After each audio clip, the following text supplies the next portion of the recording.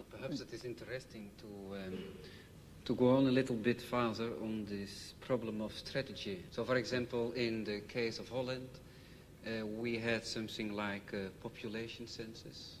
You were obliged to fill in your papers and so on, you know. So this you would call, if you are not filling in your papers, civil disobedience. Right. Now, I would be a little careful about that because going back to some very important point that Mr. Foucault made, one does not necessarily allow the state to define what is legal. Now, the state has the power to enforce a certain concept of what is legal, but power doesn't imply justice or correctness even. So the state may define something as civil disobedience and may be wrong in doing so. For example, in the United States, the state defines it as civil disobedience to, let's say, derail an ammunition train that's going to Vietnam. And the state is wrong in defining that as civil disobedience because it's legal and proper and should be done. It's proper to carry out actions that will prevent the criminal acts of the state, just as it's proper to violate a traffic ordinance in order to prevent a murder. If I was standing at a street corner and the traffic light were red, let's say I was standing in my car and I drove across the traffic light to prevent somebody from, let's say, machine gunning a group of people, of course that's not violation of law. It's an appropriate and proper action. No sane judge would convict you for such an action. Similarly, a good deal of what the state authorities define as civil disobedience is not really civil disobedience. In fact, it's legal, in fact, obligatory behavior in violation of the commands of the state, which may or may not be legal commands. So one has to be rather careful about calling things illegal, I think. Oui, mais alors là, je voudrais vous poser une question. Quand vous, aux États-Unis, lorsque vous faites une action franchement illégale, which I regard as illegal, not just the state. No, when the state's an But action the state that regards the as illegal. state considers as illegal. Yeah. Est-ce que vous faites cette action parce que vous la trouvez juste Yeah. en vertu d'une justice idéale, ou bien est-ce que vous la faites parce que la guerre de classe la rend utile et nécessaire? Well, est-ce que vous vous référez à une justice idéale? Voilà again, le problème. very often when I do something which the state regards as illegal, I regard it as legal. Yes, because I regard the state as criminal. Alors, but in some instances, that's not true. That is, let me be quite concrete about it and move from the area of class war to imperialist war, where the situation is somewhat clearer and easier. Take international law, a very weak instrument as we know, but nevertheless it incorporates some rather interesting principles. Well, international law in many respects is the instrument of the powerful.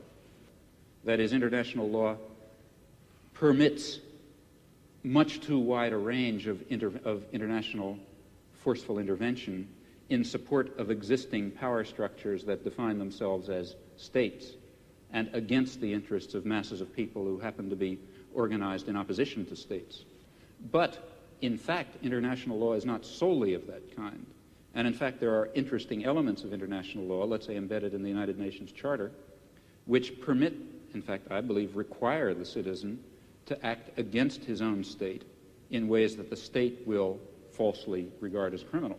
But nevertheless, he's acting legally, because international law also happens to prohibit the threat or use of force in international affairs, except under some very narrow circumstances, of which, for example, the war in Vietnam is not one, which means that in the particular case of, let's say, the Vietnam War, the one that interests me most, the American state is acting in a criminal capacity, and people have the right to stop criminals from murdering people. Just because the criminal happens to call your action illegal when you try to stop him, that doesn't mean it is illegal. I mean, a perfectly clear case of that is the present case of the Pentagon Papers in the United States, which I suppose you know about. Reduced to its essentials and forgetting legalisms, what is happening is that the state is trying to prosecute people for exposing its crimes. That's what it amounts to.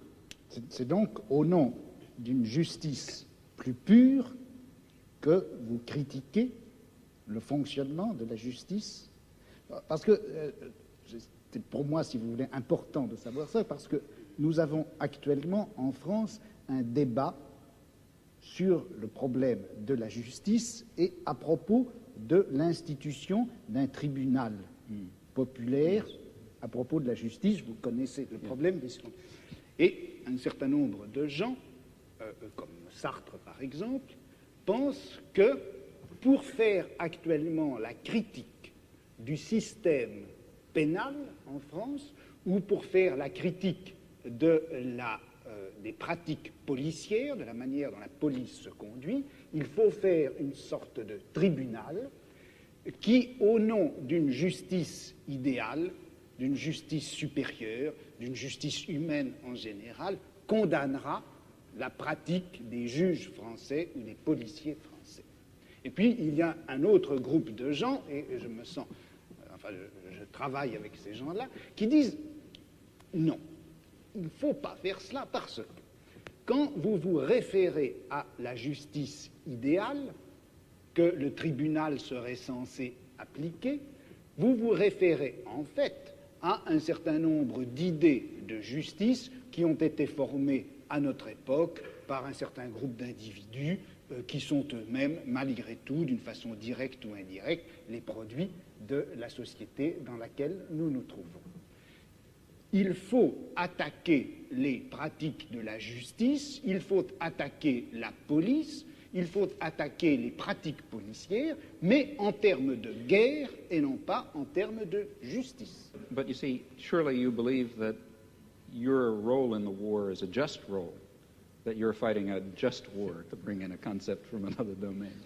And that, I think, is important. If you thought that you were fighting an unjust war, you couldn't follow that line of reasoning. And I would like to slightly reformulate what you said. It doesn't seem to me that the difference is between legality and ideal justice.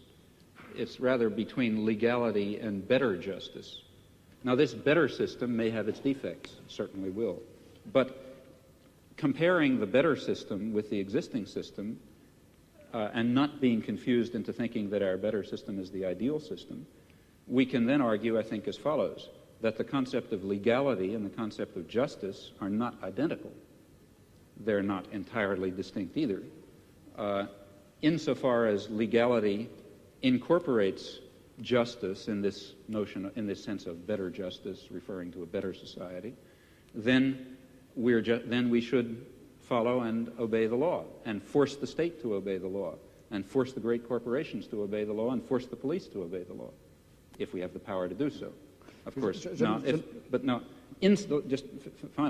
If in those areas where the legal system happens to represent not better justice, but rather the techniques of oppression that have been codified in a particular autocratic system, well, then a reasonable human being should disregard and oppose them, at least in principle. He may not, for some reason, do it in fact. Je voulais simplement